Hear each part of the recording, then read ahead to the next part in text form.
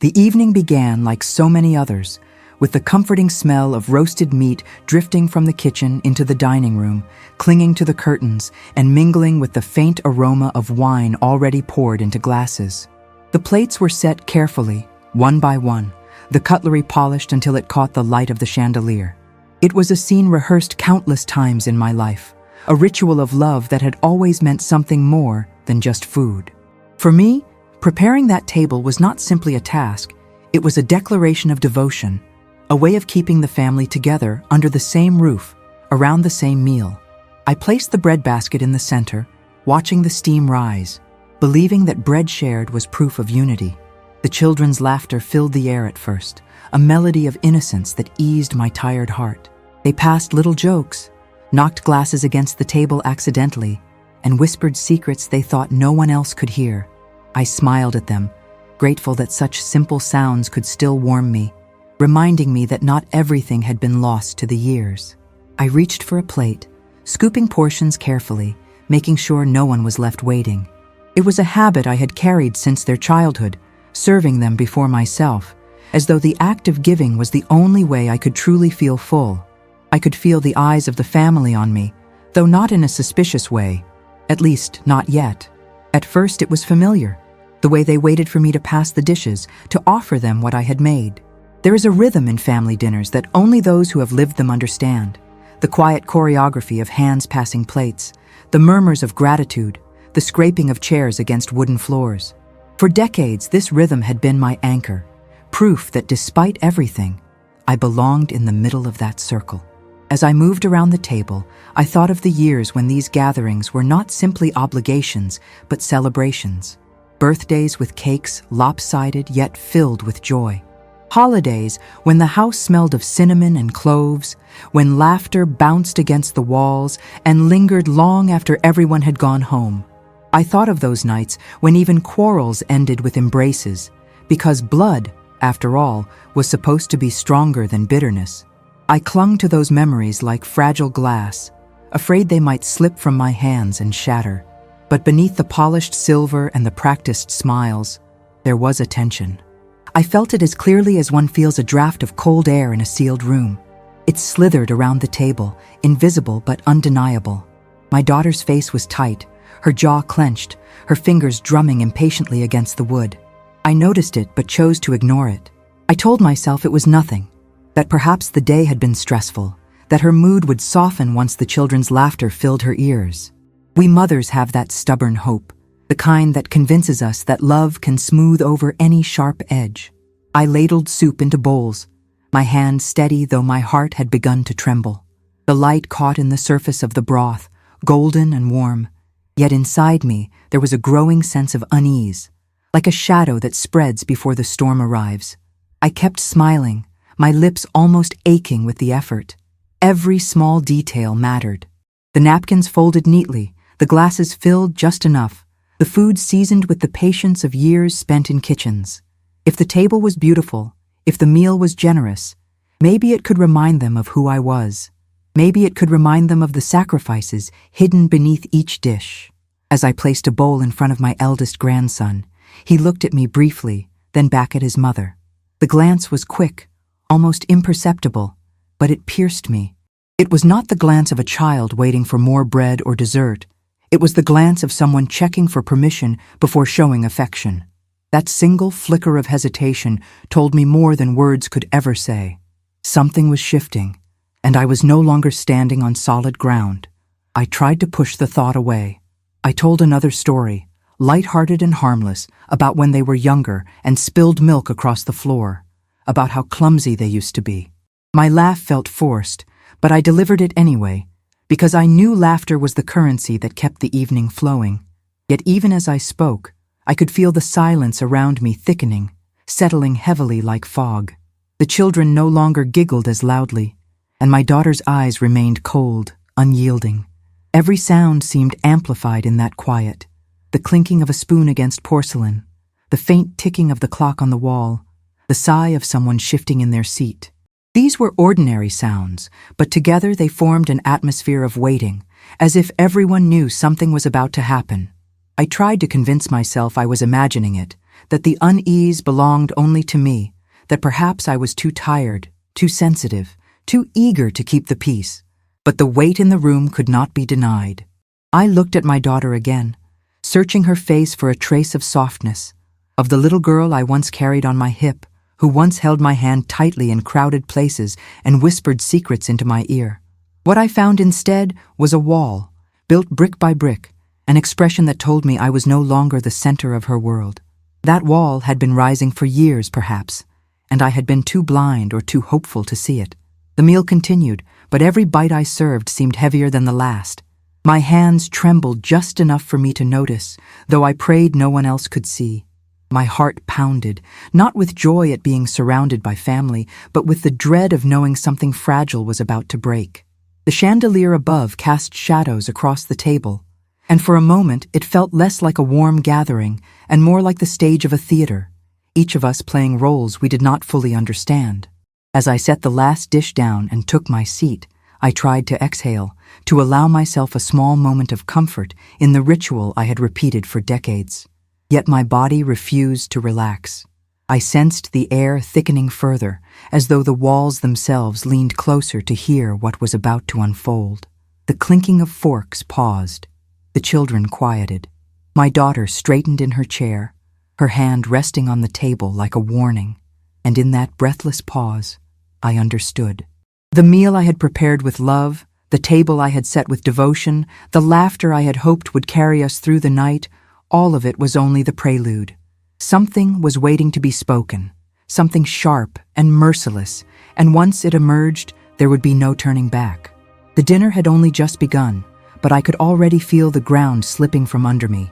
If this story touched you, share your thoughts in the comments below. I would love to hear your reflections, and don't forget to subscribe so you never miss the next story. The silence of the room was pierced in a way I had never experienced before. It was not the natural pause of conversation, not the quiet that falls when everyone takes a bite at the same time. It was the kind of silence that feels alive, that holds its breath in anticipation, that seems to know before you do that something irreversible is about to happen. I had just placed my napkin on my lap, still adjusting it carefully, when I noticed my daughter's body shift. It was subtle at first, a tightening of her shoulders, a faint tremor in the way she tapped her fingers on the table. My instinct told me to brace myself, though I could not have imagined the weight of what was coming. She rose slightly in her chair, her back rigid, her eyes fixed on me with a coldness I had not seen since she was a teenager, and we used to argue about rules she thought were unfair. But this was not teenage rebellion, not the fleeting rage of youth. This was something else, something hardened, something calculated. Her hand lifted from the table and extended toward me, her index finger pointing with such precision that it felt like an arrow shot straight through the air. The gesture alone was enough to drain the warmth from my body. To be pointed at like that, in front of everyone I loved, was not merely a sign of accusation. It was a declaration that I was being marked, singled out, stripped of dignity before the eyes of my family. Then came the words, sharp and merciless, slicing through the stillness like glass shattering on stone. You are a disgrace. 4 syllables that changed everything I thought I knew about my place in that room. The tone in her voice was not raised in anger, but laced with something far more dangerous, the kind of tone that makes people listen, that carries the authority of a verdict being handed down. There is a difference between being shouted at in private and being condemned in public. The former wounds pride, the latter destroys identity. And she knew it. For a moment, I wondered if I had misheard her. The brain does that when it cannot immediately accept the cruelty of reality. It slows down, replays the moment in slow motion, searches for an alternative interpretation. But there was no mistake. Her lips had formed the words clearly, her voice had carried them firmly, and the air around us had frozen in recognition of their meaning. Every eye turned toward me, not with compassion, but with the expectation of what I would do next. There is a peculiar cruelty in public humiliation that history has shown time and time again. Entire societies once gathered in town squares to watch punishments, to see neighbors lashed or branded, as though the act of witnessing someone else's shame made them more secure in their own virtue. That same instinct was alive in that dining room. My daughter had created a spectacle, and I was the unwilling centerpiece. I could feel the weight of centuries of judgment pressing onto me, the sense that this was no longer about a family quarrel, but a ritual sacrifice of reputation. My hand shook as I reached for the glass of water in front of me. The rim clinked against my teeth when I tried to drink, betraying my tremor to anyone paying attention. The cold liquid did nothing to soothe the fire burning inside my chest. I wanted to speak, to defend myself, to ask why, but my voice betrayed me. No sound came out.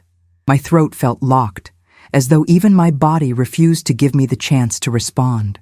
I was paralyzed, trapped in the glare of accusation. The children stared wide-eyed, forks suspended in midair, as though they too understood that they were witnessing something forbidden, something that would remain etched in memory forever. My grandson shifted uncomfortably, his small body curling inward, but he said nothing. None of them did. The finger remained pointed, unshaken, and the words hung above me like a banner. "You are a disgrace." It is astonishing how quickly one phrase can dismantle decades of effort.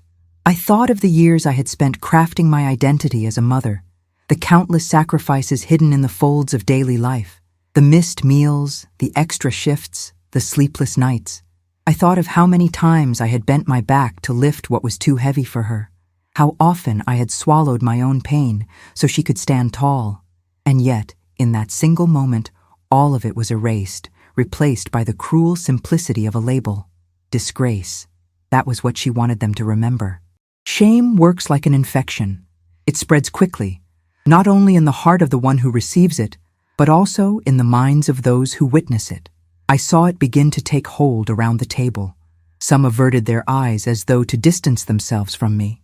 Others stared too intently, eager to see how far the humiliation would go. It was as though my daughter had drawn a line across the room, forcing everyone to decide where they stood. The finger that pointed at me became a compass, orienting the others toward her truth and away from mine. I wanted to rise, to match her stance, to stand tall and reclaim some fragment of authority. But I remained seated, as though my chair had become an anchor. In that instant, I was no longer the mother who raised her, nor the grandmother who baked bread for these children. I was reduced to a symbol of failure, painted in broad strokes with a single word. And symbols are hard to erase once declared in public. The cruelest part was not even her words, but the certainty in her eyes when she spoke them. It was not the outburst of someone overwhelmed by emotion. It was the deliberate act of someone who had chosen to destroy. That certainty shook me more than the accusation itself. It made me question how long she had been holding those words inside, how many times she had rehearsed them silently before unleashing them in front of everyone. My heart pounded so loudly I could hear it in my ears, a relentless drum reminding me that I was alive, even as I wished I could disappear. I searched for compassion on the faces around me, but compassion was absent. In its place, I found hesitation, discomfort, and curiosity. No one rushed to shield me. No one reminded her of respect. It was as though the entire room had conspired to let me stand trial without defense. There is a strange clarity that comes with humiliation. In the middle of that storm, as my body burned with shame, I realized that life rarely warns us before it cuts us open. We think betrayal announces itself with hints and signs, but often it arrives like a blade, sudden and merciless. In that moment, I understood what philosophers mean when they speak of the fragility of human dignity. It is not lost in great battles or dramatic collapses, but in the quiet moments when those you love most choose to strip it from you. Her finger did not lower, not at first. It remained fixed as though she wanted to etch the image into everyone's memory, and she succeeded. Because even when her hand finally fell back to the table, the mark of that gesture lingered in the air like smoke after fire. It would not be forgotten. It could not be undone. And so I sat there, surrounded by family, yet entirely alone. The meal continued in broken motions, but the warmth had vanished, replaced by a chill that seeped into every corner of my being. I tried to steady my breath, to gather the fragments of composure left to me, but nothing could erase the echo of those words that had already rewritten who I was in their eyes. What part of this journey resonated with you the most? Leave a comment and let us know, and make sure to hit subscribe to join our community and follow along with every new story. The moment those words left her mouth, my body betrayed me in ways I could not control. It was as if every muscle I had relied upon my whole life to keep me steady suddenly refused to obey. My hands trembled so violently I feared the glass might slip and shatter across the table. My throat tightened into a knot that made breathing feel like swallowing shards of glass. I tried to blink, to regain some composure, but even my eyes burned as though the air itself had turned against me. My chest ached with a deep pressure that mimicked a heart attack, the kind that steals the breath before anyone has time to ask if you are all right. There is a particular kind of pain that is not confined to the mind or the spirit, but radiates through the entire body. Scientists have studied how humiliation activates the same regions of the brain as physical injury. I had never needed research to prove it, yet in that instant, I felt like I was being beaten without fists, bruised without anyone touching me. The burn in my face was not metaphorical. It was hot and real, and I could feel the blood rushing to my skin, betraying the shame I wanted to hide. The weight of those 4 words pressed down on me like a boulder, making my shoulders hunch and my body shrink into itself. For a fleeting second, I wanted to vanish completely. I thought of how animals react when cornered. Some fight, baring teeth and claws, but others freeze, hoping that stillness will save them. I understood the second kind in that moment. I froze. My body became a statue carved by fear and sorrow, incapable of moving even when I wished to rise and shout. My mind, however, did not stop. It raced in chaotic circles, trying to piece together what had just unfolded. Was this really my daughter? The child I had rocked to sleep, now standing in judgment over me? Was it possible that decades of sacrifice could be erased with a single accusation? I thought of every night spent hunched over sewing clothes so she would not go to school in rags, of every coin I had saved in a jar to buy her books, of the meals I had skipped so her plate would never be empty. These images did not comfort me. They cut deeper, because they reminded me of all the love that had been so easily dismissed in front of everyone. The silence in the room made everything worse. When people witness cruelty and say nothing, their silence becomes an accomplice. The hush that followed her words rang louder than any outburst. My ears buzzed with it, like the high-pitched hum left behind after a sudden explosion. It seemed impossible that the same family who once sang around this table could now sit mute while I was dismantled piece by piece. Every detail of that moment is seared into me. The way the chandelier light reflected off the silver cutlery as if nothing unusual had happened. The faint smell of roasted vegetables now mingling with the metallic taste of panic in my mouth. Even the sound of my grandson's chair creaking when he shifted became monumental, as if the wood itself were groaning under the tension. Trauma has a way of magnifying the ordinary until it becomes unbearable. I tried to find my voice. I parted my lips, inhaled deeply, but when I opened my mouth, no words formed. The weight in my throat pressed harder, sealing off any attempt at defense. It was as if the accusation had stolen my language, leaving me mute in the one moment when speech mattered most. That helplessness tore through me more savagely than the insult itself. To remain silent felt like surrender, yet my body gave me no choice. There was also a peculiar awareness of being observed. Every eye at that table was a mirror reflecting my humiliation back at me. I could sense their stares even when I looked down, heavy and unrelenting. Some eyes were wide with shock, others narrowed with discomfort, but none turned away. I was on display, a spectacle for them to absorb, and it made me wonder how much of this moment they would carry with them afterward. Would they remember me as the woman who fed them, or as the woman frozen under the weight of shame? The pain in my chest continued to pulse, each beat echoing like a drum of betrayal. My fingers curled tightly against the tablecloth, gripping the fabric as though holding onto it might anchor me in place. I noticed how rough the cloth felt against my skin. Something I had washed and ironed countless times before, now suddenly abrasive, almost hostile. It is strange how in moments of anguish, even familiar textures turn into reminders of loss.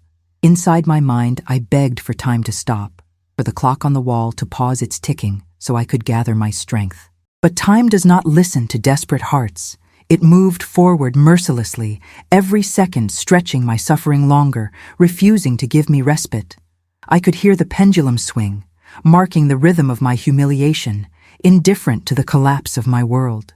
And still, beneath the agony, a flicker of awareness stirred. I realized that this was not just an insult, but an attempt to redefine me in front of everyone. Words are powerful, not only for what they mean, but for how they shape memory. My daughter's words were meant to rewrite the story of who I was, to cast me in a role of disgrace instead of devotion. That knowledge clawed at me. I could feel the foundation of my identity shifting beneath my feet. My breathing grew shallow, each inhale sharp and unsteady, each exhale trembling with effort. I pressed my lips together, forcing myself to stay upright, to resist collapsing into tears in front of them all. A part of me knew that if I broke down completely, if I let myself weep at that table, I would confirm her accusation in their eyes. I had to hold on, even as everything inside me screamed to give up. The taste of salt touched my tongue, though no tears had fallen yet. My body was preparing for the flood, even if my pride fought against it. My heart beat faster, thundering in my ears, and I wondered for a moment if it might burst from the pressure. I thought of how doctors describe stress as capable of breaking hearts in the literal sense, how grief can kill the body as surely as illness. I did not doubt it. I felt the truth of it in every nerve. As I sat there drowning in the weight of silence, one thought pierced through the haze. It was the realization that no matter how heavy the shame pressing on me felt, the worst pain had not yet arrived. What I had endured so far was the shock of the accusation, the immediate collapse of dignity.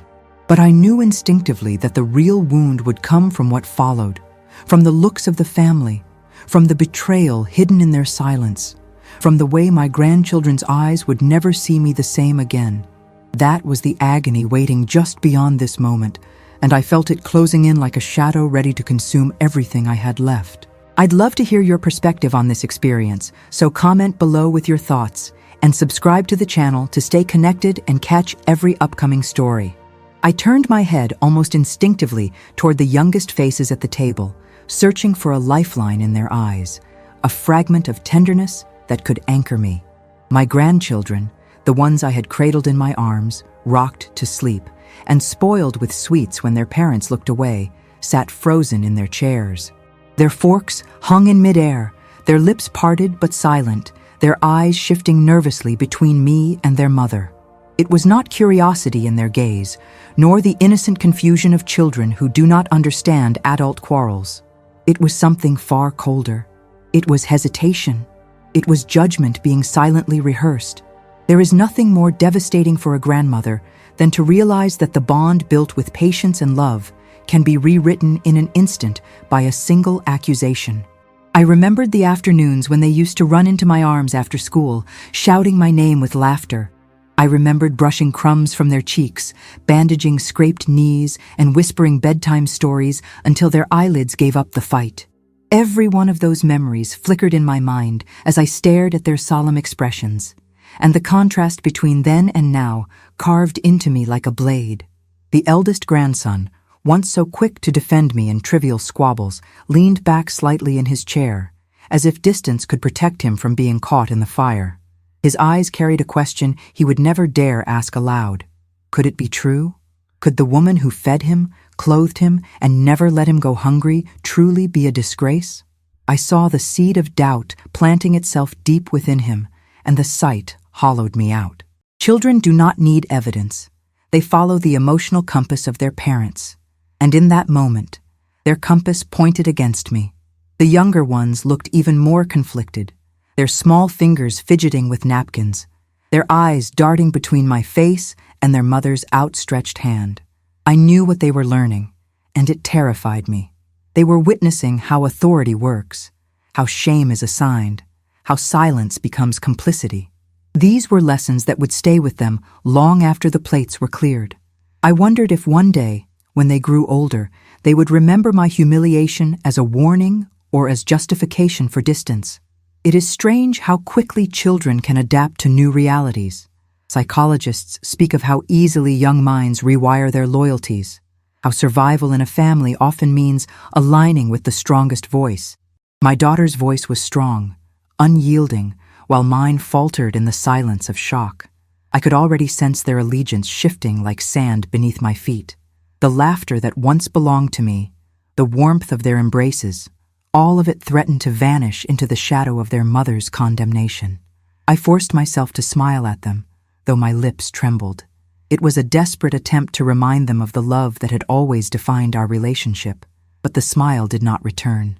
They looked at me with guarded eyes, as if unsure whether kindness toward me was still permitted. That hesitation pierced deeper than any insult. It was not rejection outright, but it was the prelude to it, the testing ground where love begins to retreat. Memories collided violently inside me. I thought of the birthdays where I had stayed up all night baking cakes that leaned to one side but were covered with frosting and sprinkles that made the children's eyes light up. I thought of the winter evenings when I wrapped them in blankets I had knitted myself, watching them fall asleep with flushed cheeks by the fire. Those images rose up like a shield, but they shattered quickly against the cold wall of their stares. The present moment was rewriting the past, and I felt powerless to stop it. Even the smallest gestures told the story. One granddaughter, who used to climb into my lap every chance she had, now pressed herself closer to her mother's side, fingers curling around the sleeve of her dress as if seeking protection. That single motion was enough to collapse a decade of trust. I saw it, and I knew I would never forget it. Love is not supposed to evaporate so quickly, but humiliation can scorch it until it leaves nothing but ashes. The room seemed smaller, the walls closer, as if the entire house were leaning in to watch this silent betrayal. My heartbeat thudded in my ears, drowning out every sound except the faint scrape of a spoon against porcelain and the steady ticking of the clock above the mantel. That clock had marked countless joyful dinners, yet tonight its rhythm felt like the countdown to the loss of everything I had built. I realized then that my grandchildren were not just spectators. They were the audience my daughter had chosen for her verdict. To accuse me in private would not have been enough. She wanted witnesses. She wanted to brand me in the eyes of the next generation, to ensure that the stain of her words carried forward. That understanding filled me with a grief so heavy it seemed to press into my bones. She was not only punishing me, she was dismantling my legacy. The children's silence echoed more loudly than any protest could have. In that silence, I heard the slow unraveling of respect, the unraveling of trust. My chest ached with the weight of it, and yet I could not look away. I forced myself to meet their eyes, to hold their gaze even as it burned me, because looking away would have been surrender. But what I found there was not the reassurance I craved. It was the beginning of distance, the silent drawing of a line I was not allowed to cross. I swallowed hard, the knot in my throat refusing to ease. My mind screamed for me to speak, to tell them who I truly was, to remind them of all the ways I had loved them. But my voice stayed trapped, locked in the prison of shame my daughter had built around me. And in that suffocating silence, I understood something dreadful. The wound of my daughter's words had pierced me deeply, but the wound of my grandchildren's shifting gaze cut deeper still. It was a loss I could not measure, because it was not just about me. It was about the future, about the way I would be remembered in their eyes, about the fragile thread of love slipping away inch by inch. And with that realization, the heaviness in my chest grew unbearable. Because if even the eyes of children could be turned against me, then what remained to shield me from the storm that was only beginning to gather around that table? The silence that followed her accusation was not an ordinary silence. It was thick and suffocating, the kind that presses against your skin until you can almost hear it pulsing in your ears. I sat there, my heart still hammering, waiting for someone to speak, for anyone to challenge her words, to break the spell she had cast over the table.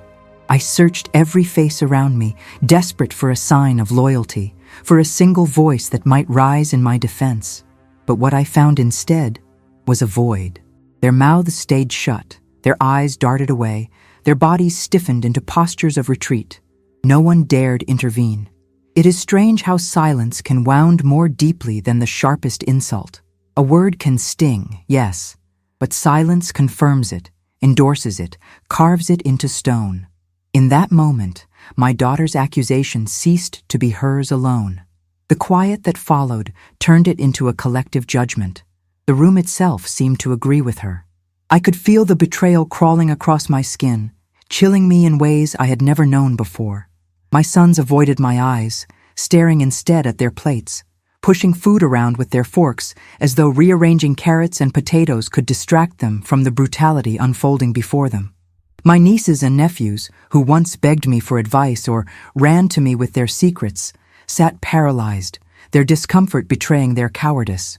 Not one of them had the courage to say what was true, that I was not a disgrace, that my life had been a long line of sacrifices that had given them the very foundation they stood on. The silence made me think of old trials I had read about in history, when the accused was left standing in the center of a crowd while neighbors and friends looked away, unwilling to risk their own standing by speaking up. People talk of betrayal as an act, a conscious decision to harm, but sometimes betrayal is simply choosing to do nothing. That is what they chose, and in that choice, they abandoned me. I looked at my eldest son, the one who used to cling to me as a boy, who once promised that he would always protect me. His jaw was tight, his knuckles white against the fork he gripped too hard, but he said nothing. His silence was perhaps the most painful of all, because it reminded me of how promises crumble when they are tested by fire. Perhaps he believed that staying quiet would keep the peace, that it was better to let the storm pass. But what he did not realize was that his quiet had sentenced me. The betrayal of silence carries its own psychology. People convince themselves that neutrality is safety, that by avoiding a side they can avoid blame. But the truth is, neutrality always serves the aggressor. The aggressor counts on it, depends on it, thrives in it. My daughter's power in that moment did not come from the strength of her words, but from the weakness of everyone else. She knew it. I could see it in the way she sat back down, certain that no one would dare oppose her. I thought of all the times I had defended them when no one else would. I remembered confronting teachers who dismissed their struggles, standing up to neighbors who gossiped, even challenging relatives who tried to undermine them. My voice had always been there to shield them, and yet when I needed even a whisper of defense, they all became stone. That realization was almost unbearable, a hollowness that spread through me until it seemed even my bones ached with disappointment. The silence dragged on, long enough to become unbearable. The clinking of cutlery had stopped. The only sound was the ticking of the clock and the faint hum of the refrigerator in the kitchen. These mundane noises suddenly became a cruel soundtrack to my humiliation. Even the house seemed complicit, unwilling to soften the blow. My mind wandered to something I once read about ancient rituals of shame, where communities would punish by isolation. The condemned was not struck, not imprisoned, but left in silence, ignored until they crumbled under the weight of being unseen. I understood now why it worked. To be excluded in spirit, even while surrounded by people, is to feel like you have been erased. That was what their silence did to me. It erased me. I tried to meet their eyes again, hoping to find courage somewhere, but they lowered their gazes like children caught in wrongdoing. That simple act of avoidance was a blade to the heart. It told me they had already chosen their comfort over my dignity. In families, love is supposed to be the bond that demands courage. But love, it seemed, had limits, and I had just found them. Even the children noticed. They looked from adult to adult, confused by the absence of response. What lesson were they absorbing? That cruelty goes unchallenged? That silence is safer than honesty? That even blood ties can be broken with a word if no one dares resist? I wanted to cry out, not only for myself, but for them, for what they were being taught in that room. My chest grew heavier as the realization settled. This was no longer just about what my daughter had said. It was about what the others had not said. Their silence had written me into a story I never agreed to. A story where I was cast as the villain without ever being given a chance to speak. And once a story is told in a family, once it is absorbed and whispered in silence, it is almost impossible to erase. My pulse raced as if preparing me for something worse.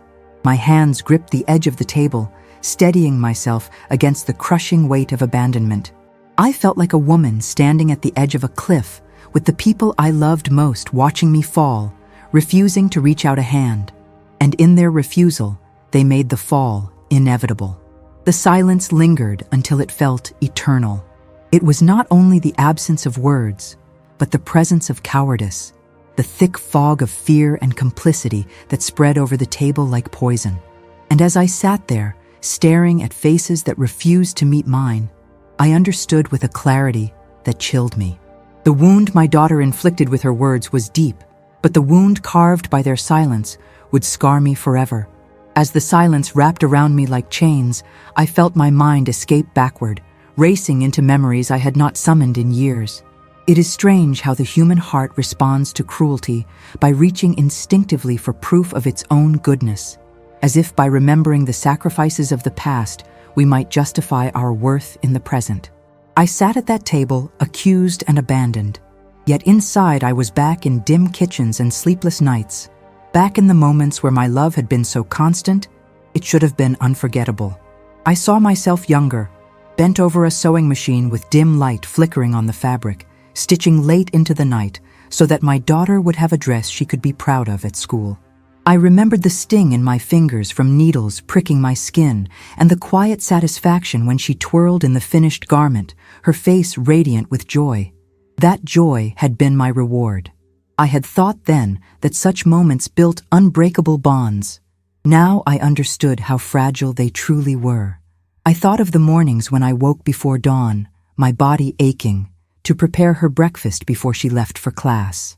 Toast buttered just the way she liked, fruit cut into small pieces because she was too picky to eat them whole, milk warmed so it would not be cold on her throat. I never ate much myself in those years. Hunger was easier to bear when it meant she would not leave the house empty. There is a cruelty in how children rarely remember these details. They vanish into the background of comfort until one day the child believes the comfort was owed, not gifted. The images tumbled faster. I recalled rushing from work to sit at the edge of her bed when fevers made her skin burn and her breath shallow.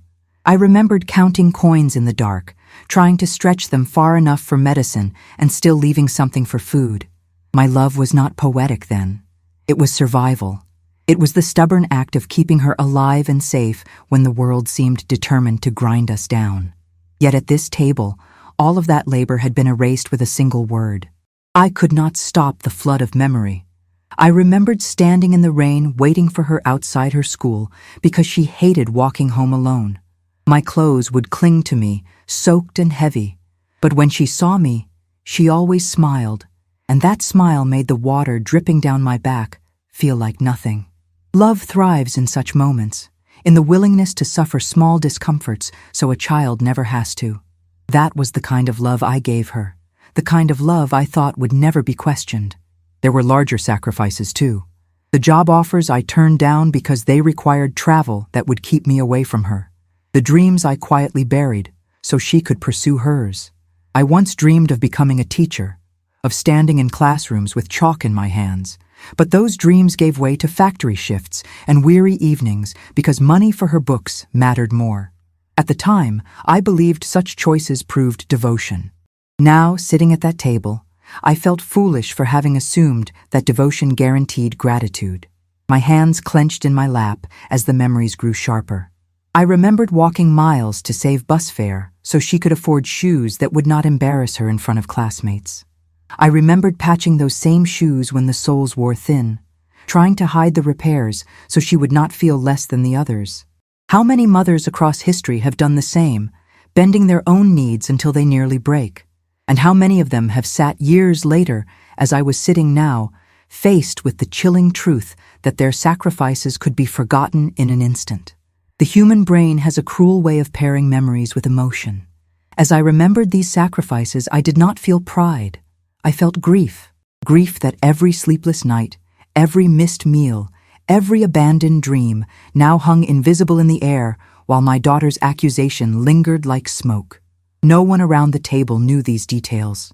No one saw the silent ledger of devotion that I carried in my heart. They only heard her voice branding me with shame. I looked at her face as she sat rigid, her finger no longer pointing, but her eyes still burning. Could she really have forgotten it all? Or was it easier for her to bury the truth so she could build a new narrative where I was the villain? Perhaps that is what children do when they need to justify their own resentment. They rewrite the story until the parent becomes the flaw instead of the foundation. That thought stung worse than any wound. The smell of the food still lingered in the air, but it no longer felt nourishing. It felt mocking, as though the very meal I had prepared was complicit in the performance of betrayal. I had spent hours seasoning and stirring, believing that food brings people together, that sharing a table is an act of unity. Yet here I was, surrounded by faces I loved, reliving the decades I had given them, and realizing that the table could just as easily be an altar for sacrifice. My body tensed with the weight of these memories. I wanted to speak them aloud, to remind everyone of the woman I had been, of the endless ways I had cared for them. But I knew even if I shouted until my throat tore, the words would sound like excuses. Silence had already turned her accusation into truth, and the more I remembered, the more unbearable the silence became. I sat there gripping the edge of the chair, my nails digging into the wood, and understood something devastating. The love I had given was real. The sacrifices were real. But memory is fragile, and gratitude is not inherited. It must be chosen, and my daughter had chosen otherwise. The past that lived inside me was no shield against the present humiliation. My sacrifices, once my pride, now twisted inside me like salt rubbed into an open wound. And in that realization, the ache in my chest deepened.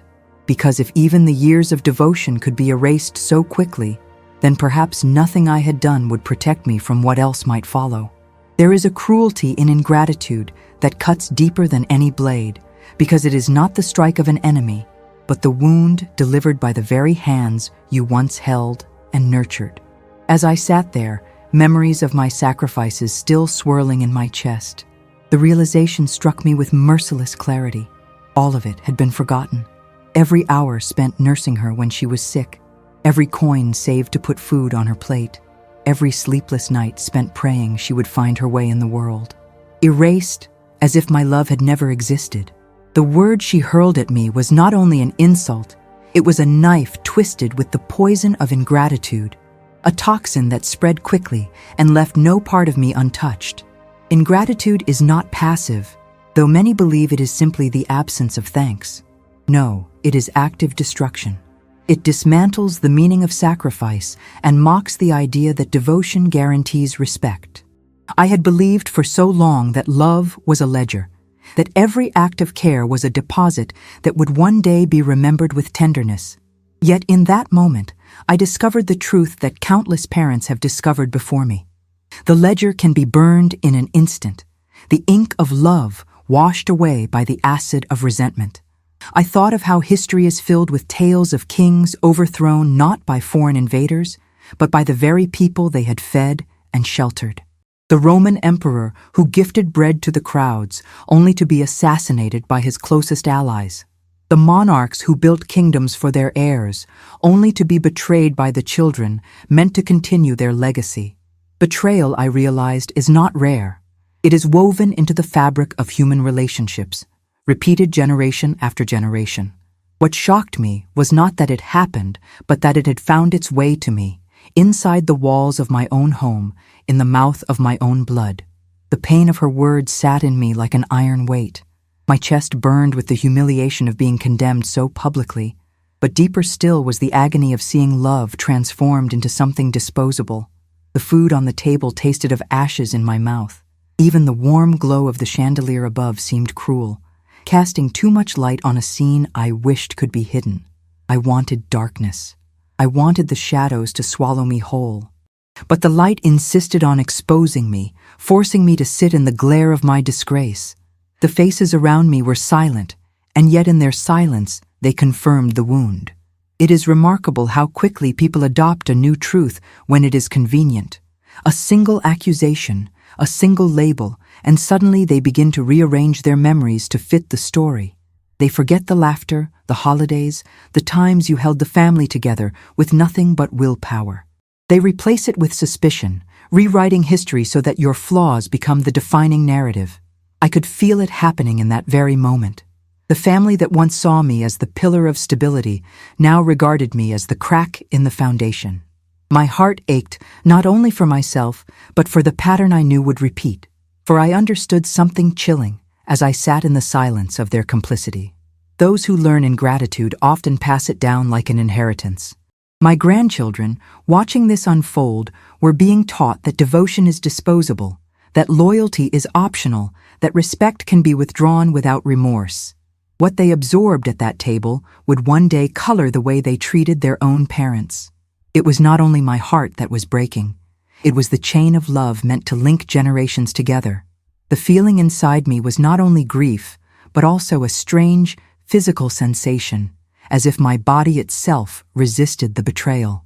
My hands clenched tightly against the edge of the chair, nails digging into the wood until my fingertips ached.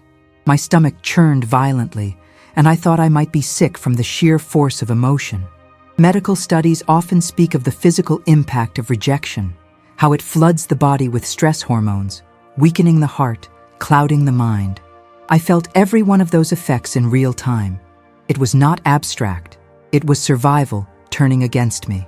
And yet, within the storm of humiliation and grief, a sharper thought pierced through me. Ingratitude is not only a wound inflicted by others, it is a test of how much of yourself you are willing to lose in response. Would I allow her cruelty to erase the meaning of my past, to rewrite the story of who I was? Or would I carry those memories not as proof for her, but as proof for myself, reminders that my love had been real, even if unacknowledged? The questions rose inside me, unrelenting, demanding answers even as my body trembled with pain. I looked at her across the table, my daughter with fire in her eyes and venom in her voice, and I wondered if she even realized the depth of the wound she had carved. Did she know that calling me a disgrace was not merely a moment of anger, but the destruction of a lifetime of trust? Did she know that with those words, she had made herself a stranger to me, severing the invisible thread that had tied us together since her first breath? Or perhaps she did know. Perhaps that was the point. My breathing grew shallow as I wrestled with the enormity of it. Betrayal from a stranger wounds the ego, but betrayal from your own blood wounds the soul. And as I sat surrounded by family, abandoned in their silence, I felt the soul wound open wider, bleeding into every corner of my being. It was then that I understood what philosophers mean when they say that love carries the power to destroy more than hate ever could. Because only those we love have the ability to wound us where it matters most. The ingratitude of that night was not a passing slight. It was the erasure of identity. It told me that in her eyes, I was not the mother who built her life from nothing, not the protector who fought for her future, not the woman who bent but never broke to see her thrive. In her eyes, I was only a disgrace, a title that carried the power to eclipse every sacrifice I had ever made. And once spoken aloud in front of witnesses, that title became heavier, harder to shake, as though it had been carved into stone. As the room sat heavy with unspoken judgments, my mind spiraled deeper into reflection. I wondered how many others had lived this same story in silence. Parents abandoned by the very children they raised, sacrifices erased by the ease of accusation. The thought connected me to an invisible lineage of forgotten mothers and fathers, people whose devotion had been swallowed whole by the ingratitude of those they loved. I was not alone in the pattern, but that knowledge did not comfort me. It terrified me, because patterns, once begun, rarely end. And as my chest tightened and my throat threatened to close once more, I realized something devastating. The pain of betrayal had reached beyond me, beyond even the family gathered there. It had touched the deepest part of my existence, rewriting the story I had told myself about who I was and what my life had meant. If love given so freely could be erased so quickly, then what else could be stripped away without warning? That thought pulsed through me like a second heartbeat, leaving me trembling under the unbearable weight of knowing that the worst was still to come. The atmosphere at the table had transformed completely. What had started as a simple dinner, an ordinary evening of shared food and fleeting conversation, had become something unrecognizable, a theater of judgment in which I was both performer and victim. I could feel it in the tilt of the chairs, the stiff posture of those around me, the subtle way eyes shifted to avoid my gaze. It was as though the room itself had conspired with my daughter to turn this gathering into a trial, and I was the accused standing at the center of the stage, defenseless and exposed. I thought of how legal systems have always emphasized the right to defense, the ability to speak, to counter accusations, to present evidence before a verdict is rendered. Here, in my own home, no such protections existed. There was no judge, no jury, only witnesses whose silence lent authority to the accusation. Anthropologists have long noted that social humiliation functions as a form of control, a way to enforce norms and hierarchies within communities. I experienced it firsthand, not as theory, but as an unrelenting pressure that bent the very air around me. I tried to steady my breathing, but every inhale felt as if it were being drawn through sand, thick and abrasive. The word my daughter had used echoed in my mind, bouncing off the walls of the room, amplified by the absence of anyone who might challenge it. "You are a disgrace." The phrase had become a chant, a decree that marked me in the eyes of all present. The silence of the others turned it into law, making it undeniable. Their quiet was an affirmation, a collective nod to the verdict she had delivered. There is a peculiar kind of isolation in public shame. It is not just that others see you diminished, but that you suddenly feel the absence of every person who might have supported you.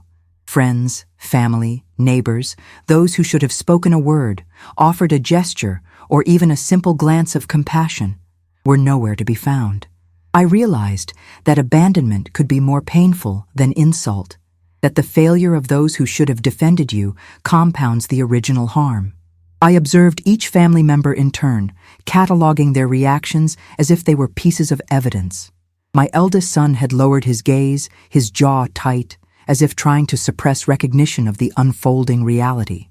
My other children avoided eye contact, their fingers tapping nervously against the tablecloth. Even the youngest, who had once clung to my side, now sat stiff, fidgeting with a napkin as if seeking some invisible barrier between me and the accusations that had filled the room. All of them were witnesses, yet none chose to intervene. Their silence was louder than any voice could have been. I thought about how humans have historically used silence to manipulate perception. In psychology, there is a phenomenon called pluralistic ignorance, where individuals assume their private doubts are unique and remain silent, reinforcing the perceived consensus even when they internally disagree. That was what was happening around me. I could feel it. Everyone's fear of confrontation allowed my daughter's words to solidify into unquestioned truth. I was not only accused, but abandoned by the very people who might have defended me simply by breaking their silence. The room felt smaller with every passing second. The chandelier light reflected off the polished silverware, sharp glints that seemed almost accusatory in their brightness. The air was heavy with the scent of food, of roasted vegetables and warm bread, but the aroma that usually brought comfort now seemed taunting, a reminder that care and effort could be twisted into a stage for judgment. I could almost hear the faint creak of the wooden floorboards as the weight of the moment pressed down on us all. I thought of historical accounts where public humiliation served as a form of social control, where individuals were displayed in town squares for crimes real or imagined, stripped of dignity before their peers to serve as warnings. The lesson was clear. The judgment of the collective carries a power far beyond any single insult. My daughter had leveraged that principle expertly. She had chosen her audience, timed her words, and relied on the silence of witnesses to amplify the blow. In that sense, this dinner was not a mere family dispute, but a meticulously orchestrated ritual of condemnation. Every detail of that evening became etched in my memory with brutal clarity. The slight furrow in my niece's brow, the involuntary twitch of my grandson's hand, the way my daughter's lips curled in a half-smile of triumph, all of it formed a tableau of judgment that I could not unsee. My own body betrayed me further. My fingers trembled on the edge of my plate, my legs felt heavy and unsteady, my chest constricted as if the very air had thickened. The room itself seemed to conspire with them, pressing in, shrinking the space around me until every movement became monumental. I reflected on the nature of power within families. There is an unspoken hierarchy, and often it is maintained not by love or care, but by fear and authority. My daughter had assumed that power, exploiting it not through force, but through the social mechanics of shame. She had weaponized the respect, or rather the fear, that others had for her, into a tool to isolate and humiliate me. Observing it in action was like watching a sociological experiment unfold in real time, except I was the subject, and there was no possibility of escape. My mind turned to the idea of narrative control. Once a story is told in front of witnesses, once an accusation is made with confidence and authority, it begins to take on a life of its own.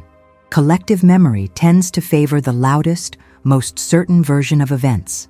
I realized that my daughter's statement, combined with the silent assent of the family, had begun rewriting the story of my life in that room. Every act of care, every sacrifice, every moment of love could now be overshadowed by a single label imposed in a public setting. I felt the full force of helplessness settle on me. The humiliation was sharp, but the paralysis was deeper. It is one thing to be called a disgrace in solitude, where your mind can argue back in whispers and private thoughts. It is another to be surrounded by witnesses whose quiet agreement transforms the accusation into a communal truth. My pulse raced, my throat tightened, and yet no words escaped. Even if I had tried to speak, the weight of that collective judgment seemed capable of swallowing my voice entirely. And in that suffocating quiet, I understood something profound about human relationships and the mechanisms of shame. It is rarely a single word that wounds us beyond repair, but the complicity of others who allow it to stand unchallenged. Betrayal is multiplied exponentially when it is witnessed and reinforced by those who should love you.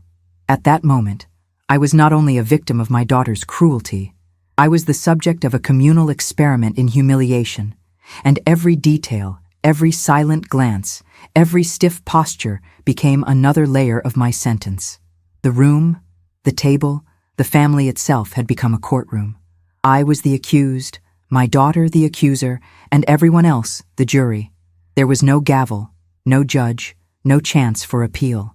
The verdict had been rendered, and its weight pressed down on me with inexorable force. Even the food, once a symbol of care and sustenance, felt transformed into a bitter reminder of my isolation. I had been condemned, and the silence of those who should have spoken made it impossible to resist. Every second stretched unbearably. Each movement, no matter how small, became monumental in significance. My hands twitched against the tablecloth, my stomach tightened, my eyes darted for any sign of compassion, any gesture that might relieve the crushing weight of this judgment. But there was none. The silence continued, unwavering, confirming the verdict, reinforcing the narrative my daughter had constructed. And in that silence, I felt the full, unrelenting force of betrayal as it settled in my bones, shaping the evening, the room, and the memory I would carry forever. As the weight of my daughter's words and the deafening silence of the family pressed upon me, my mind drifted involuntarily to memories of her childhood, the moments that had once defined our bond so completely that I had believed nothing could ever undo it. I saw her as a little girl, sitting cross-legged on the living room floor, laughing at stories I told with exaggerated voices, her eyes wide and shining with wonder. Those days had been filled with the kind of joy that felt eternal, moments that, at the time, I thought would cement a lifetime of connection. I had imagined that the love I poured into her life was a permanent foundation, an unshakable truth.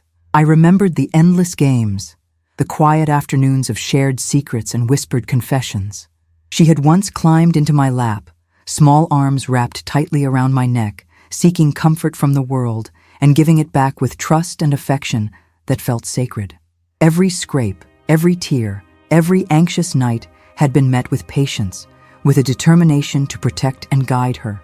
I had believed that these acts, repeated countless times, were invisible threads weaving a tapestry of security and love that would endure.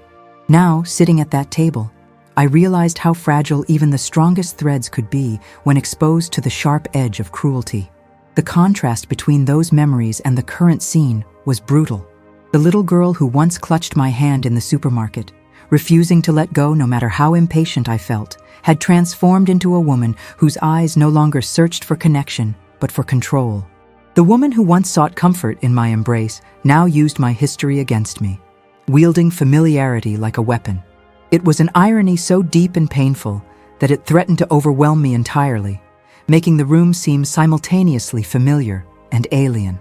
I thought of the birthdays I had meticulously prepared for her, the small surprises hidden in corners, the excitement in her voice as she opened presents that I had spent hours choosing, wrapping, and hiding. The joy in her eyes had been intoxicating, a reward beyond measure, convincing me that these efforts had meaning beyond the moment. And yet, with a single accusation, all those memories seemed to vanish, replaced by a sharp, undeniable reality that none of it guaranteed respect, that love alone could not shield me from judgment. There was also the quiet accumulation of ordinary sacrifices, the small gestures of care that rarely earn acknowledgement, but define the texture of a life built in devotion. I recalled the winter evenings spent checking that she had eaten enough, that she had warm clothes, that she had completed her homework before bedtime. I remembered rising before dawn to ensure the house was ready for school, preparing breakfasts just the way she liked them, adjusting the timing so she would never be rushed. All those unremarkable moments now felt monumental in their loss, like tiny bricks removed from a wall until the entire structure trembled. Even the moments of gentle discipline, which I had thought necessary to guide her through life, now seemed inverted. Every correction I had administered, every boundary I had set, had been rooted in care, in a desire to protect her from mistakes and pain.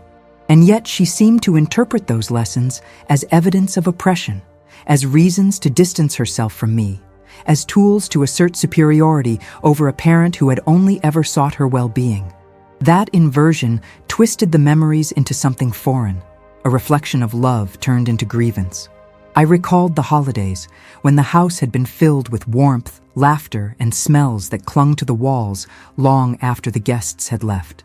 The carefully baked pies, the decorations strung in imperfect perfection, the stories told around the fire. These had been my offerings of continuity and joy. And now, in this moment, the room felt stripped of warmth, replaced by an unspoken tension that made every breath feel heavy and every glance threatening. The memories existed only in my mind. Outside, they had no power against the narrative being written by her accusation. The knowledge that children absorb both what is said and what is left unsaid weighed heavily. My grandchildren, who had once run to me with unguarded affection, were observing the scene with an emerging comprehension of hierarchy and judgment. They were learning that the bonds they had trusted might be conditional, that affection could be contingent on agreement with the loudest voice. The realization that my history with them might be rewritten in the shadow of this accusation created a grief that was distinct from personal shame. It was anticipatory, a mourning for the potential distance forming, even as it was born. I could feel a strange kind of isolation spreading through my body. It was not merely emotional. It had a physical presence, manifesting in the tightness of my chest, the trembling in my hands, the hollow ache in my stomach. Anthropologists note that social rejection activates the same neural pathways as physical pain, and I felt that truth in every nerve. The betrayal, compounded by the audience of family, had transformed this dinner into a crucible of pain that no preparation could have anticipated. Even the simple act of observing her, noting her posture, her expressions, her subtle gestures of confidence and command, was exhausting. I realized that I was studying her as if she were a puzzle, trying to understand the mechanics of the transformation from the child I had loved to the adult who wielded my care as a weapon. And with each observation, the weight of inevitability grew. The relationship I had cherished, nurtured, and protected was slipping from my grasp, no matter how fiercely I clung to memory. I thought about the unspoken agreements of family life, the quiet understanding that love is both a shield and a covenant, that shared history should protect against cruelty. Yet here, those agreements had been broken without ceremony. She had declared me unworthy in the presence of witnesses, and the ritual of accusation had rewritten the implicit contract we had always relied upon. The betrayal was not only personal, but systemic, a revelation that the structures of trust I had depended upon were more fragile than I had believed. And so I sat, caught between the weight of memory and the immediacy of accusation, acutely aware of how drastically the perception of one person could alter the experience of many. The little girl in my mind, the one whose laughter once filled every corner of the home, seemed almost to haunt the edges of reality, a specter of what had been and what had been lost. The grief was layered, deep, and unavoidable. It pressed into me, demanding recognition, refusing to be soothed by the rituals of ordinary life, and made every breath a struggle as I tried to reconcile the warmth of the past with the chill of the present. The room remained unchanged, yet it felt like a stage of judgment. Every glance, every shift in posture, every quiet exhalation contributed to the construction of a reality I had not chosen but was forced to inhabit. And in that tension, I understood that memory and love, no matter how genuine, offered no protection against the cruelty of the present. They were silent witnesses to a scene that was unfolding, unable to intervene, powerless against the weight of accusation and the cold indifference of those who stood by. I felt utterly alone despite the faces that surrounded me, a paradox that seemed impossible, yet was undeniable. There I was, seated at the center of the table, and yet each glance, each shift of posture, each silence screamed that I was isolated. Loneliness in the midst of family is different from solitude in emptiness. It is heavier, sharper, and more intimate because the absence is not of people, but of acknowledgement, of protection, of the unspoken promise that love will shield you even in moments of conflict. I could see it in the subtle distancing of every relative, in the way they seemed to lean ever so slightly away, as if a force invisible and repellent radiated from me. The room itself felt transformed. Once a place of warmth and laughter, it had become a theater where every object participated in the indictment. The chandelier cast harsh, unyielding light over the polished silverware and the perfectly arranged plates, highlighting my posture, my trembling hands, my eyes that searched desperately for a lifeline that would not come. Even the air felt dense, as if it had absorbed the tension and was now pressing down on me from every direction. Scientists have studied how social environments influence stress responses, how perceived rejection activates the same neural pathways as physical pain. I understood that in a visceral way, my nerves on fire, every breath and effort, every heartbeat echoing the weight of abandonment. I looked at my grandchildren, hoping for some signal of reassurance, some flash of recognition that would remind them that the bonds we had nurtured were real. But even their innocence had been overshadowed. Their eyes flicked between me and their mother, tentative, hesitant, as though they were learning a lesson in alignment rather than affection. Children are remarkable in their adaptability, their ability to calibrate themselves according to the power dynamics around them. In that moment, they were absorbing the lesson that survival in the family sometimes means surrender, that loyalty can be conditional, that even the most enduring love can be questioned and reshaped by the loudest voice. The weight of observation pressed on me further. Each member of the family had become a witness to my vulnerability, their silence amplifying the gravity of the situation. In psychology, there is a concept known as social proof, the tendency to look to others for cues on how to respond. Here, social proof worked against me. Every averted glance, every hesitation, every whispered exchange among them reinforced my daughter's accusation. It created a feedback loop of judgment, a self-sustaining cycle that I could not break. I reflected on the paradox of being surrounded yet isolated. Anthropologists have noted that social exclusion within a group can trigger feelings of profound vulnerability, comparable to those experienced by people who are literally abandoned in solitary spaces. Here, I was literally surrounded, yet I felt the sting of invisibility, the erosion of my place in the world I had helped build. Each face that refused to acknowledge my dignity became a mirror of betrayal, a confirmation that my isolation was not only emotional, but also social. I remembered times in history when public shaming relied on witnesses to amplify its power. In certain medieval towns, offenders were displayed in public squares, their misdeeds announced while the community observed in silence or whispered agreement. The act itself relied less on the offense and more on the communal acknowledgement of it. The principle was clear in that moment. The more people who observed, and did not act, the heavier the condemnation. My daughter had enacted a domestic version of that practice, and every silent relative became complicit, turning the living room into a chamber of collective judgment. The familiar objects around me became silent participants in the ordeal. The tablecloth, once smooth and comforting under my fingers, now felt coarse, its texture jarring, as if mocking my despair. The dishes, carefully arranged, seemed almost accusatory, highlighting the contrast between the care I had taken and the cruelty that had overtaken the room. Even the smell of the meal, normally a source of warmth and connection, became acrid, a reminder that my efforts could be devalued so completely despite intention and love. My own body responded as though under siege. My shoulders tensed, my spine straightened involuntarily to brace against the invisible pressure of scrutiny.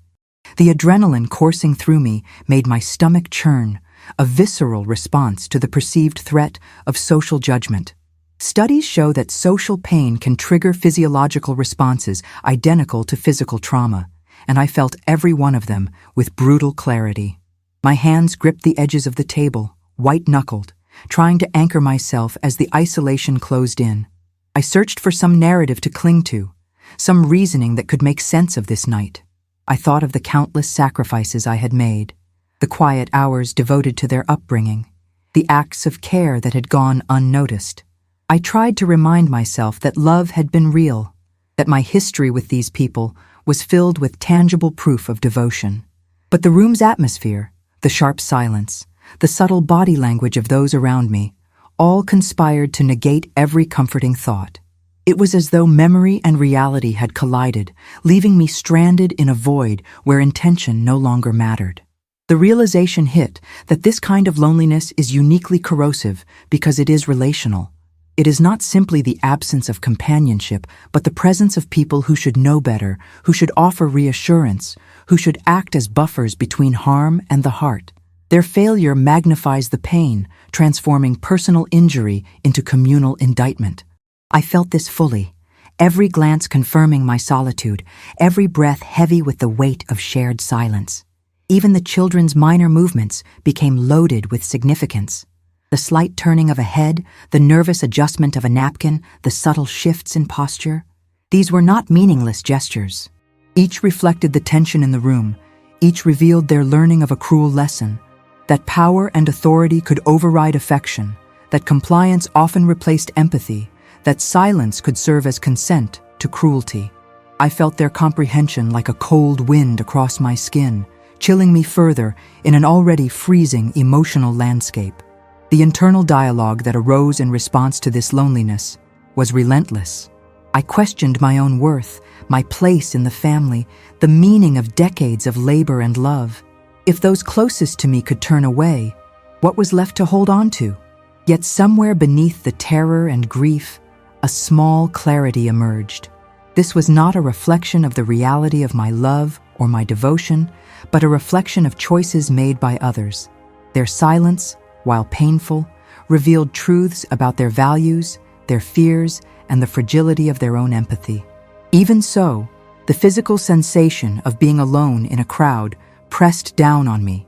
The tightening in my chest, the racing heartbeat, the shallow breaths, all signaled the depth of social pain humans can experience. Neuroscientific research suggests that our brains process social rejection with the same intensity as threats to survival. I understood this not in abstract terms, but as a living, breathing agony that invaded every nerve and muscle. I tried to steady myself, to regain composure, but the effort was exhausting. Each glance around the table reminded me that I was alone, that my voice would go unheard, that the isolation was as public as the accusation itself. My body ached, my mind churned, and the room seemed to shrink, the walls pressing closer with each passing second. It was a loneliness that was both external and internal, a deep, physical, relational void that left me vulnerable, raw, and acutely aware of the human capacity for indifference, even among those who are meant to love us. And in that suffocating awareness, I felt the full dimension of the betrayal. It was not merely the absence of defense or acknowledgement. It was the realization that in the very midst of what should have been family, I had become invisible, unprotected, and entirely alone. Every breath, every movement, every beat of my heart reinforced the lesson that love, even given freely and fully, is not always enough to shield us from the coldness of those we hold dear. The word echoed in my mind again and again, reverberating like a bell struck in a hollow chamber. Disgrace. It was not just a label, it had become a weight pressing into every fiber of my being.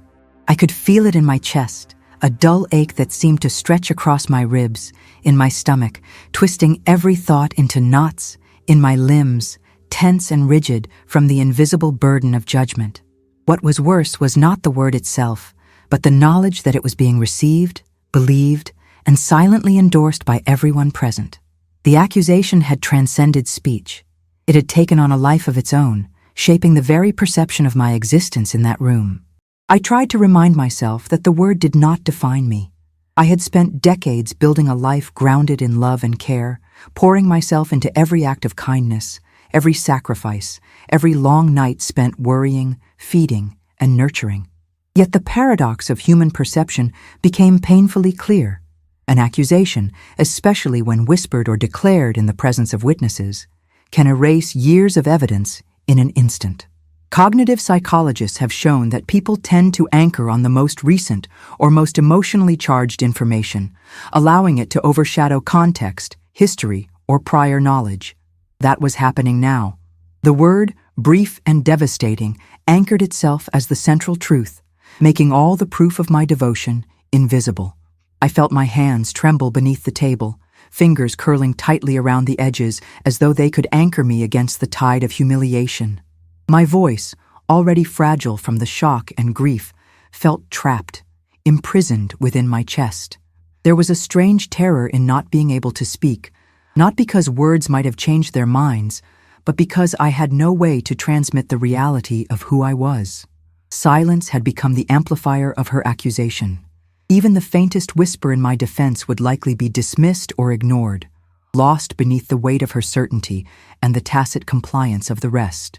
I reflected on the nature of shame, how it operates not in isolation, but in context, dependent on witnesses, reactions, and social reinforcement. The feeling of being judged unjustly by those who should love you is magnified exponentially when those witnesses stay silent.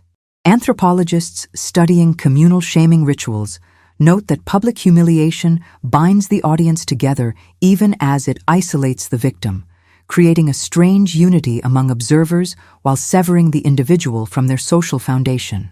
I understood this intellectually, but feeling it coursing through my body, chest tight, eyes wet, and mind racing, was something entirely different. Every glance, every movement at the table became a new layer of torment. My grandchildren, who had once sought comfort in my presence, now seemed to measure me against her declaration.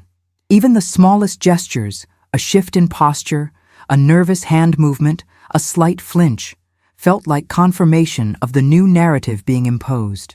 It is astonishing how quickly children internalize social cues, how their minds work to interpret the unspoken dynamics around them.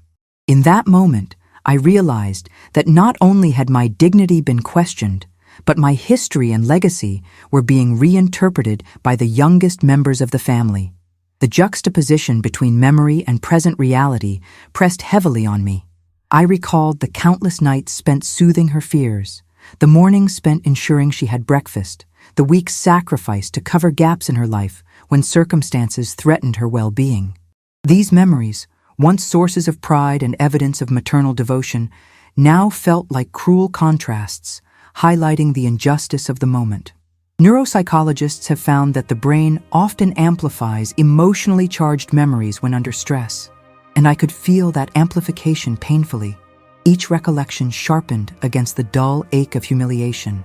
Even ordinary acts, once unnoticed but fundamental to the fabric of care, took on a surreal weight. The folded laundry I had completed without complaint, the meals prepared silently for her and the children, the little adjustments I had made to my life so that hers could proceed unburdened. All of it now seemed to have vanished, overwritten by her single word. It was an extraordinary demonstration of how fragile social bonds can be, how quickly intention and effort can be nullified in the face of accusation and social agreement. I felt a tremor of anger, sharp and cold, but it was quickly subdued by the recognition of futility. To react with indignation in front of witnesses who were complicit in silence would likely have intensified the judgment. Social psychologists describe this phenomenon as the bystander effect, where the presence of multiple observers reduces the likelihood that any individual will intervene, even in the face of clear wrongdoing. That principle was painfully evident.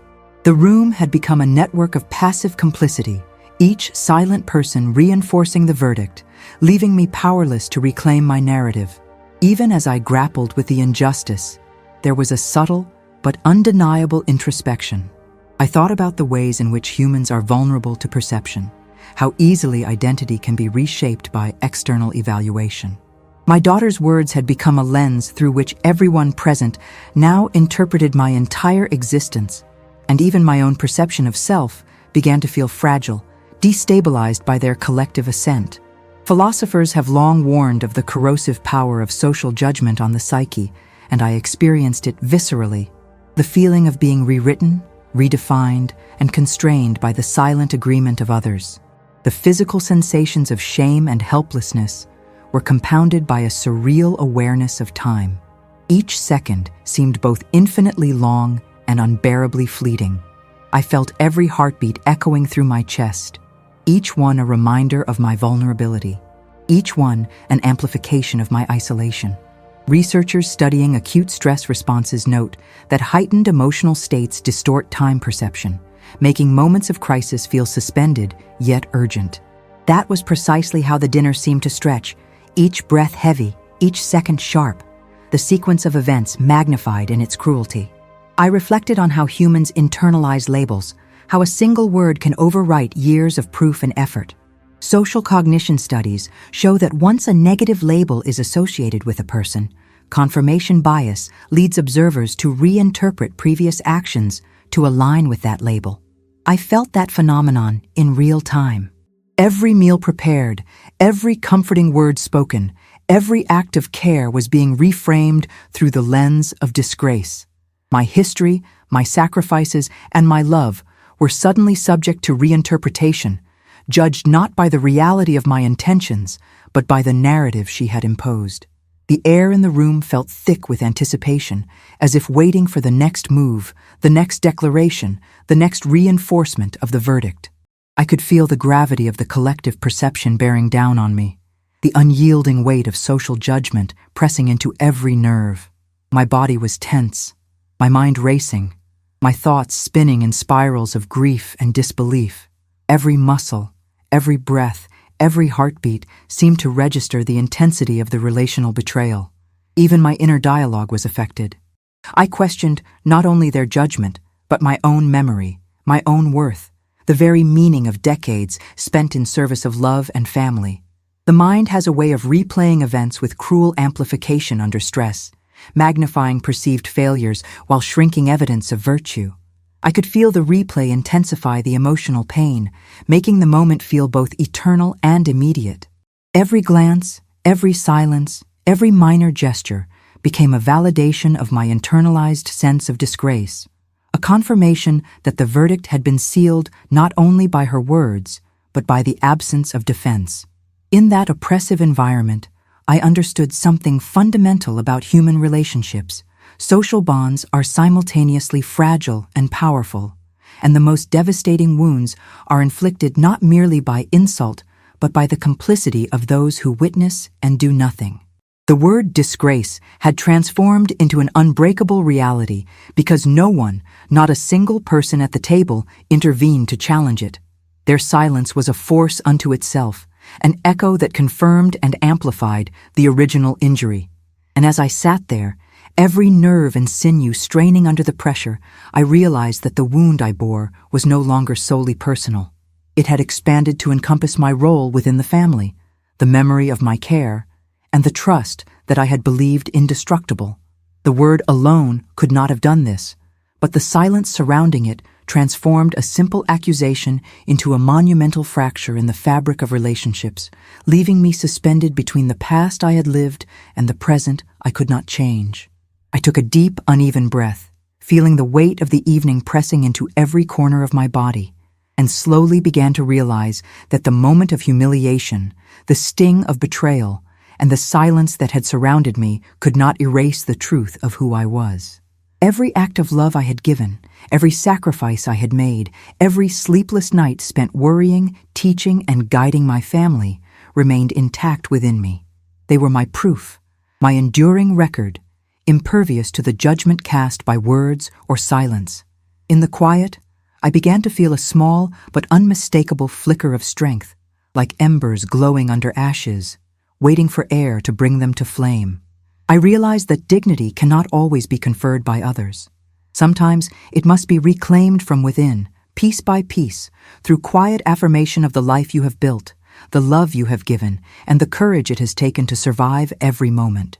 My daughter's voice and the muted acquiescence of my family had created a storm around me, yet even in the center of that tempest, I felt a subtle shift. The storm could rage, but it could not reach into the essence of my being unless I allowed it. That realization brought a strange calm, a sense of grounding that anchored me in the truth of myself, independent of their perceptions. I thought of all the women and men across the world who carry invisible burdens, who have been misunderstood, judged, or humiliated, and who, despite it all, continue to stand, continue to give, continue to love. There is a profound resilience in recognizing that life will test you in ways that feel unfair, that family may fail to protect you, that the world may judge you harshly. But the most enduring power lies in the capacity to stand again, to honor your own journey, to recognize that you are the author of your own story, even when others attempt to rewrite it. The table before me, the dishes, the chairs, the chandelier casting its sharp light, these no longer symbolized accusation, but survival. I had endured, I had witnessed the fragility of loyalty, and I had come through with my heart intact. I felt a wave of gratitude for my own resilience, for the knowledge that even in the face of disbelief and betrayal, I could still define myself. The air seemed lighter, the tension slowly dissipating, leaving space for reflection, for reclaiming the narrative that had been temporarily stolen. I let myself remember the quiet joys, the small victories, the moments of tenderness that had built the foundation of my life. I thought of the laughter I had shared with my children and grandchildren, the times I had comforted them, encouraged them, and given them courage. Those moments were mine to keep, unassailable and permanent, immune to the fleeting judgments of the present. And as I focused on that, the room felt less like a court of condemnation and more like the backdrop of a life rich in purpose and love, a life that could not be undone by a single act of cruelty. There is an extraordinary beauty in the act of reclaiming yourself after humiliation. It is subtle, internal, and powerful. You recognize that while the world may try to define you, it is your own perception of yourself that matters most. You become aware that love given freely is never wasted, that care offered sincerely cannot be erased, that your worth is anchored in the integrity of your actions, not in the approval of others. That awareness, fragile yet unshakable, became my shield. I looked at my family once more, and though some eyes avoided mine and others held traces of judgment, I realized that their perception no longer had the power to diminish me. I felt the rising of an inner flame, quiet but resolute, the recognition that I could hold my head high, claim my dignity, and continue to live with grace, regardless of what had been said or left unsaid. The past would always be mine to honor, the present mine to navigate, and the future mine to shape. Even as the evening drew to its conclusion, and the remnants of the meal lay untouched, I felt a release from the weight that had pressed upon me so heavily. I understood that freedom is not the absence of pain or betrayal, but the ability to carry it without letting it define you. I had been wounded, yes, yet in that very wounding, I found the seeds of strength. Pain became a teacher, humiliation a lens, and survival a testament to the power of enduring love and resilience. I want to thank every one of you for staying with me through this story, for sharing in the depth of experience, and for witnessing the journey of standing strong even when others fail to understand. Your presence matters, and your empathy gives life to stories like these. If this video resonated with you, I invite you to continue exploring, to watch the next story on the screen, to see another journey of courage and survival, and to reflect on the resilience we all carry within. Every story has a lesson, and every lesson has the power to inspire. Thank you for being here, and may the next video guide you even further into understanding the strength that exists within us all.